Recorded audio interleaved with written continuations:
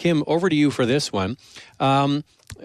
You mentioned to me in the break that we should bring up something about handymen for the building. So do most, and Dan, you can jump in on this, do most strata buildings have sort of a go-to guy that fixes small things around the building? Yeah, it depends on the building. Certainly a large strata corporation, with over 150 units, most certainly usually will.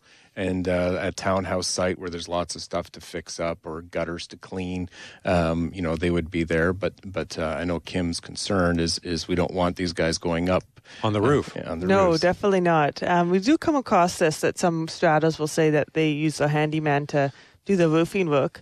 But it's a huge liability to the strata because these guys are not trained in fall protection or safety. And if something were to happen, not only is it terrible for the employee, but also as the employer, they're liable. There's cases that it's actually gone to criminal court because of that, because you're sending somebody that's not trained. As well as when we're up there doing the debris cleanup or drain cleaning, you're not just removing the debris, you're checking the membrane, you're checking the drains, make sure all the components.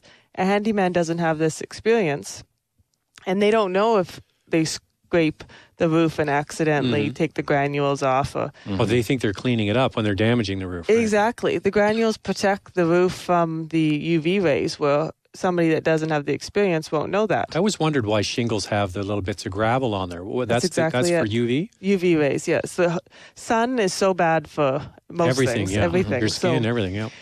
When the granules start to go, the roof deteriorates so much faster. So that's a common repair, is adding more granules to roofs. So anybody that's listening that lives in a strata, the handyman shouldn't go on the roof. No, definitely not. Nobody should go on the roof that isn't properly trained with fall protection. Even if it's a flat roof? Even if it's a flat roof, you can still fall off. Yeah.